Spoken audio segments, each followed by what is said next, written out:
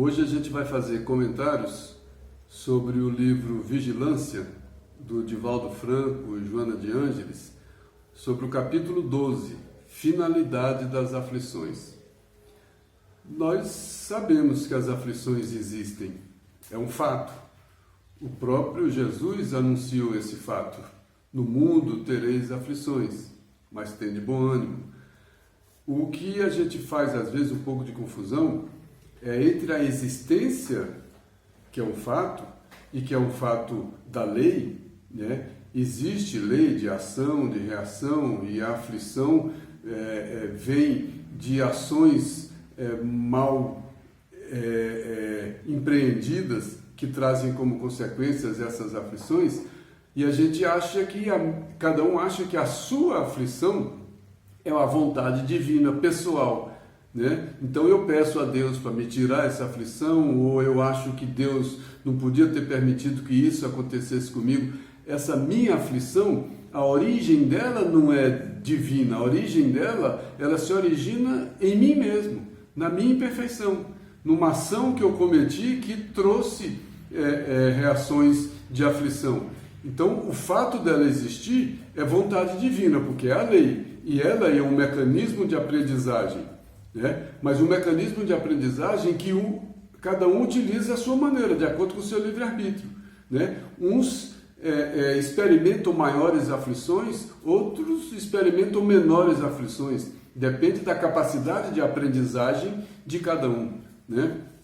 Mas o texto é sobre essa finalidade, e a Joana de Ângeles começa o texto falando do trabalho, né?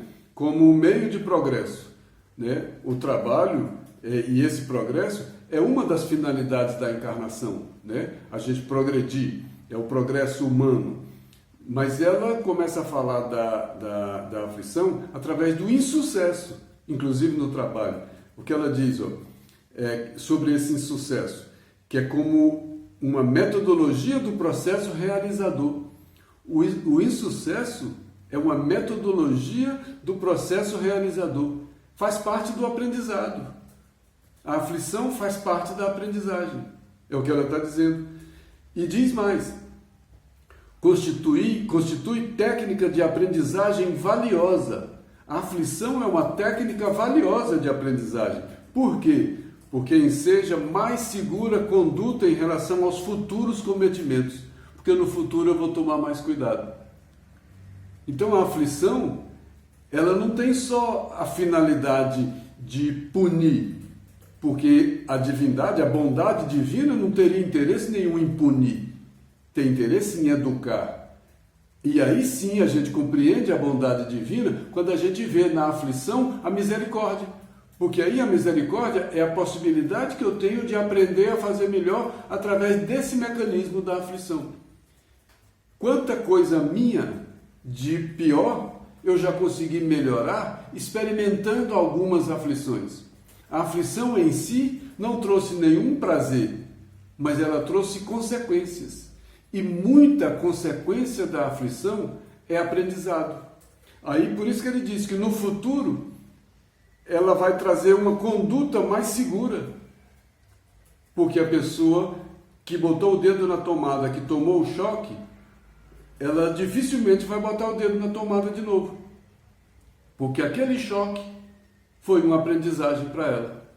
Então esses choques de aflições que a gente recebe na vida, é importante olhar com essa finalidade também, do aperfeiçoamento do espírito. Aí ele diz: sendo assim, a aflição como um método, como uma técnica de aprendizagem, a aflição em torno do amanhã não tem fundamento. A aflição sobre o futuro não tem fundamento. Porque se eu ainda não sou perfeito, certamente eu vou continuar cometendo imperfeições e vou continuar arcando com as consequências das imperfeições que eu cometo. Mas, por outro lado, quanto menos imperfeições eu cometer, menos aflições eu vou sofrer. Isso é um grande alento. Isso é uma grande possibilidade. Aí a gente entende: vinde a mim os aflitos, os cansados e aflitos, que eu vos aliviarei. Então, ele vai aliviar pela graça? Não. Ele vai aliviar porque eu vou aprender um caminho novo, e com esse caminho novo eu vou sofrer menos. Eu sou o caminho, a verdade e a vida. Então, quando eu sigo esse caminho, eu sinto alívio porque eu tenho menos aflições. E quanto menos eu sigo esse caminho, mais eu sofro as aflições, porque eu tento por caminhos próprios. E eu não sou o caminho da verdade e da vida. Ele diz, a Joana de Ângeles, a aflição deflui da insegurança, a aflição no futuro, deflui da insegurança pessoal, que tipifica o homem sem fé. Então a aflição que eu tenho do futuro mostra a minha falta de fé. Porque eu estou sem acreditar que a aflição do futuro vai ser um método de aprendizagem e que a causa vai ser justa. Eu posso ter atenção, vigilância, é outra coisa. Né? Mas ele diz também, com relação a essa atenção e com relação a essa possibilidade de eu buscar auxílio lá fora, ela chama isso de equipamento. Quando te equipes, quando eu me equipo com os recursos da meditação e da prece, então a meditação e a prece são recursos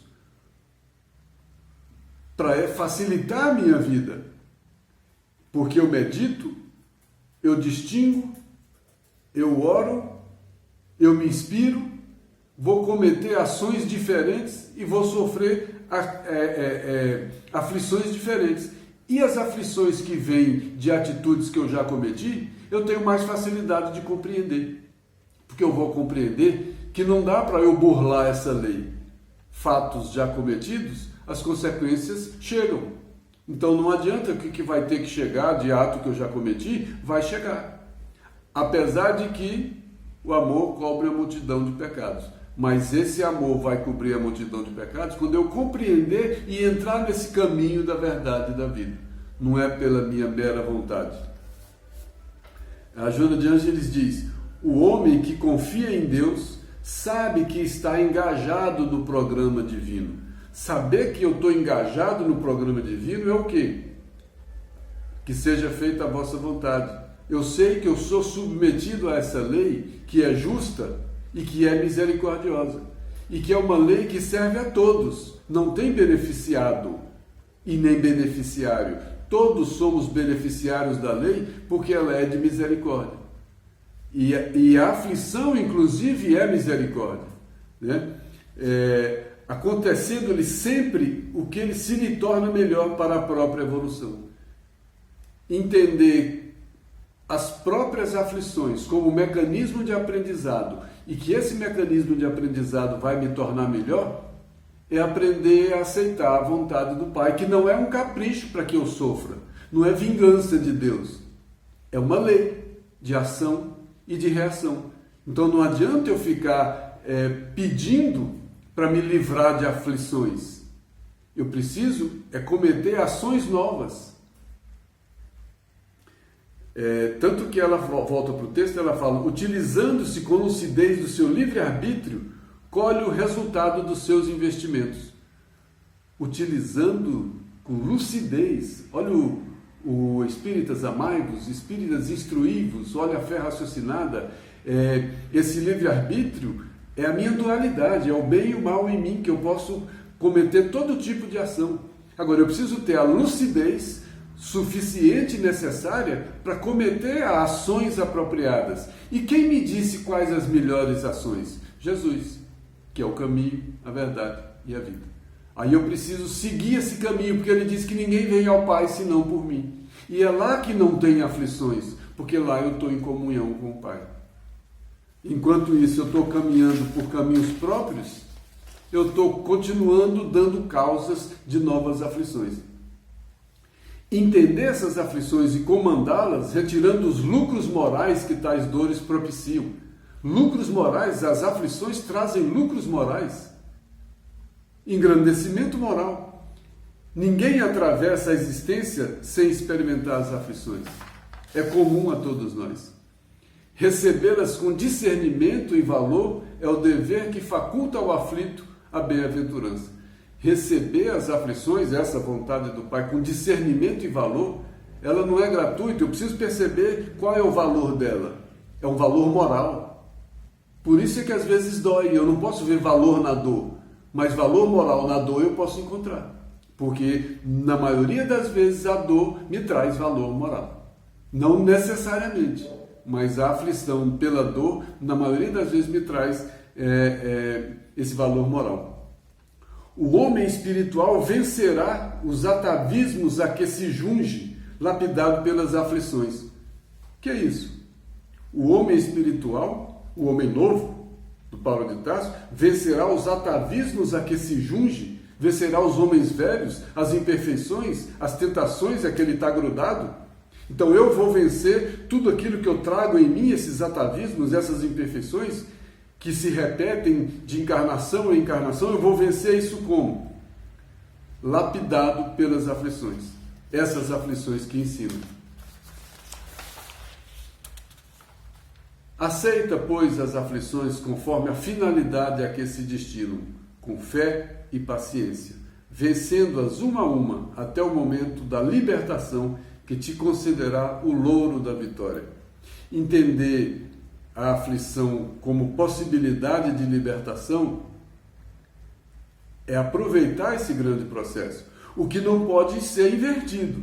Eu não posso procurar a aflição como meio de libertação, senão eu vou procurar o sofrimento. Ninguém procura sofrimento. Já foi o tempo em que o homem se viciava. Porque eu pensava mal, porque eu sentia mal, eu chegava em casa à noite, ficava me chicoteando, como se isso fosse uma aflição que eu estivesse trazendo para me purificar. A gente já sabe que isso não purifica ninguém. Não é esse tipo de aflição. É outro tipo de aflição, né? Mas o tempo não permite maiores comentários, mas exige que a gente perceba essas grandes finalidades da aflição. Eu preciso aprender com elas. E eu não escolho as aflições diretamente, eu escolho indiretamente. Como indiretamente? Pelas minhas ações, pela minha conduta, né? Hoje eu estou colhendo muitas vezes, posso colher coisas da agora, mas na maioria das vezes colho atos anteriores, às vezes atos bem anteriores. Mas quando o Chico diz que a gente pode construir um futuro novo, é exatamente passar a cometer atos novos, que à medida em que as consequências começarem a chegar, vêm consequências com aflições menores. E é preciso entrar nessa estrada para entender essa finalidade de ensino e reequilíbrio das aflições. Quando eu cometo qualquer excesso, ela me traz de novo para o equilíbrio através da aflição. Que Deus nos abençoe.